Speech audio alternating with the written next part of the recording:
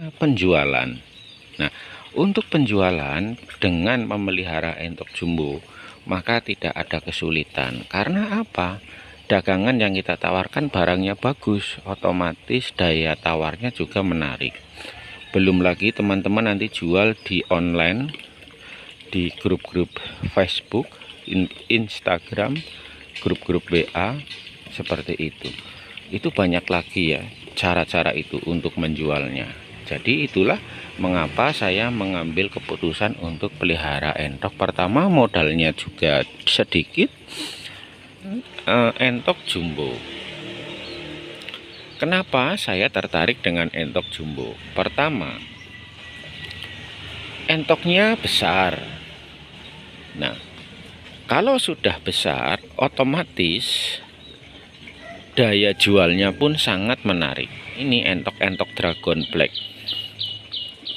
Ini posturnya besar ya teman-teman, di atas rata-rata entok lokal. Ini posturnya besar, hampir sama dengan entok jumbo juga sama.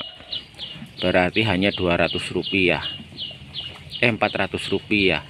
400 rupiah sama 1200, jadi 1000.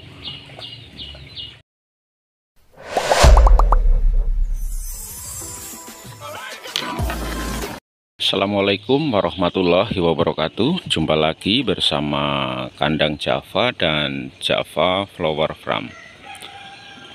Untuk video kali ini saya akan menyajikan hiburan buat sahabat-sahabat, teman-teman dimanapun berada yang kebetulan membuka YouTube dan menemu channel saya. Kami ucapkan selamat datang dan jangan lupa bantu kami dengan cara subscribe, like, silahkan komen-komen, kasih masukan-masukan buat saya. Kami peternak pemula, peternak rumahan yang sedang belajar untuk beternak skala rumahan. Kami beternak entok-entok jumbo, ada juga beberapa dragon dan beberapa entok hias bondol milenial. Kenapa saya menekuni ternak entok? Karena sudah melalui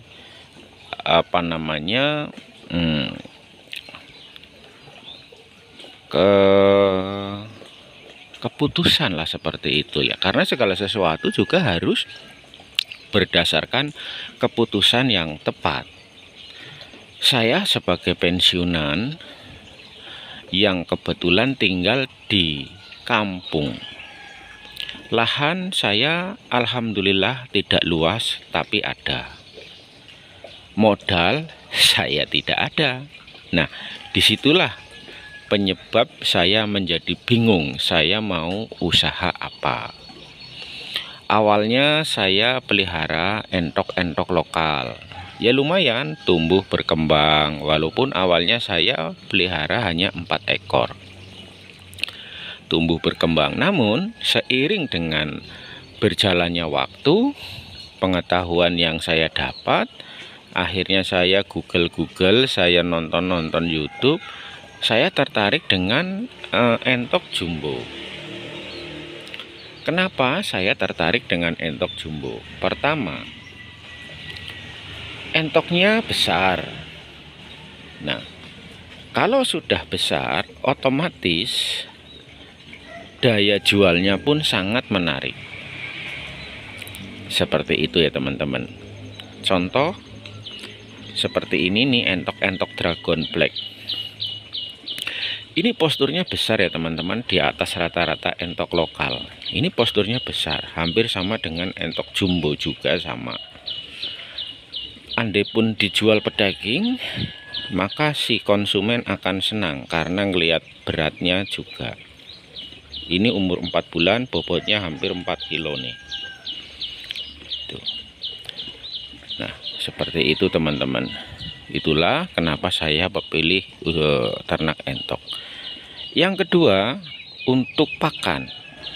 Untuk pakan di sini kami mensiasati dengan menggunakan pakan alternatif. sebut saja di sini kempru. Ini contohnya seperti ini. Ini sudah dimakanin dari tadi ya. Nah, ini kempru atau tales. Mungkin ada yang bilang blegedur, ada yang bilang apa. Ini namanya batangnya tales ya. Kalau buahnya enak. Ini batangnya. Kita parut seperti ini. Kita parut tanpa dikupas, dengan kulit-kulitnya kita parut. Setelah diparut, di sini saya campur dengan, untuk menambah proteinnya, di sini ada konsentrat pedaging, ada polar, dan ada juga jagung. Tentunya perbandingannya, katakanlah untuk kemprunya 3 kilo, polarnya 2 genggam, dedaknya 2 genggam, kemudian konsentratnya 1 genggam, konsentrat pedaging. Ya, kalau dihitung-hitung 2 genggam itu 1 kilonya 6.000 polar. 2 genggam kurang lebih sekitar 2 on lah. Berarti cuman 1000 ya, 1200. Untuk dedaknya 2 genggam. Dedaknya 3000, 2 genggam sekitar 2 on, berarti hanya 200 rupiah, 400 rupiah. 400 rupiah sama 1200, jadi 1600 rupiah. 1600 rupiah untuk pola konsentrat pedagingnya 1 genggam alias 1 on. Sekilonya 1300 konsentrat pedaging, 13.000. Berarti kalau 1 on 1300. 1300 tadi ditambah polar dan dedak 1600. Berarti sekitar 2900 ya. Mohon maaf, mohon dikoreksi ya kalau salah-salah ya. Katakanlah kita bulatkan 3000 untuk sekali pakan. 3000 untuk sekali pakan. Berarti kalau 3 kali 9000 ya untuk 1 kali pakan. Untuk kapasitas entok untuk saat ini yang ada di saya, indukannya indukannya 13, 14, 15, 16, indukan 16, sama anak-anaknya katakanlah 20. Untuk 20 indukan 1 hari hanya 9000, sudah 3 kali makan. Dan untuk polarnya untuk kemprunya 3 kilo, katakanlah 1 kilonya saya beli 2000, berarti 1 hari 6 kilo. 6 kilo kali 3 berarti 18.000. 18.000 tambah 9.000 ya, tambah 9.000 berarti 30.000 dalam 1 hari ya, dalam 1 hari. Kurang lebih seperti itu teman-teman. 30.000 yang kita keluarkan dalam 1 hari untuk pakan entok, seperti itu. Ini kalau saya salah ngitung, saya mohon maaf. Nah, sangat irit menurut saya, dan entoknya juga akan gemuk-gemuk seperti itu, tenang. Namun kalau kita selalu mengandalkan, coba kalau kita hilangkan kemprunya, lalu kita ganti dengan dedak dan polar, tentunya itu akan sangat membebankan biaya yang kita keluarkan. Seperti itu. Oke, itu dari pakan ya teman-teman. Kemudian yang paling penting lagi yang saya lakukan adalah kandang. Kandang di sini saya menggunakan tenda biru ya, seperti lagu aja ya, tenda biru. Kenapa tidak pakai asbes, Pak? Sebaiknya pakai asbes ya, jika memang teman-teman ada uang, ada modal, pakailah asbes karena asbes sudah jelas bagus. Namun di sini saya hanya melihat kebutuhan apa sih yang dibutuhkan sama entok, yaitu pada saat musim penghujan. Pada saat musim penghujan maka dia butuh yang namanya berteduh. Nah, di sini dengan menggunakan tenda dan plastik UV serta paranet aja seperti itu udah cukup sekali ya. Nanti entok-entok pada berteduh di sini. Bagi yang mau hujan-hujanan silahkan di sini ya, seperti itu. Dan yang paling penting lagi adalah sarang-sarang untuk bertelur seperti itu. Oh ya, ada yang bertanya, Pak, kalau sudah bertelur Bapak ambil enggak pakai mesin tetas? Untuk sementara saya tidak pakai mesin tetas. Saya hanya manual semuanya ya, untuk manual semua. Nah, seperti itu. Ada juga yang bertanya, Pak, kandang saya kok bau, kenapa ya? Nah, itu. Kandang saya apa karena sempit? Bukan karena sempit ya. Kalau sempit berarti kapasitas entok juga tidak banyak. Kalau kapasitas entok tidak banyak berarti segampang sekali merawatnya. Jika tempat sempit, gunakanlah sedikit yang tertutup, sebagian terbuka. Nah, disitulah harus ada perawatan setiap hari, membersihkan. Jika kita lengah tidak membersihkan satu hari, maka disitu akan menumpuk kotorannya.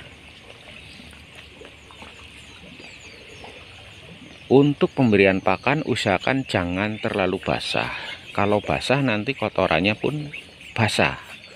Tapi kalau agak kering seperti itu maka kotorannya dia kering. Dengan kotoran kering kita mudah untuk membersihkannya. Seperti itu teman-teman. Jadi kandang bau itu diakibatkan karena kotoran. Nah, kotoran itu bisa kita atur. Ada lagi menggunakan E4 dan tetes tebu untuk mengantisipasi agar kotorannya tidak bau. Jadi banyak cara, banyak hal. Asal kita tahu bagaimana cara mengatasinya.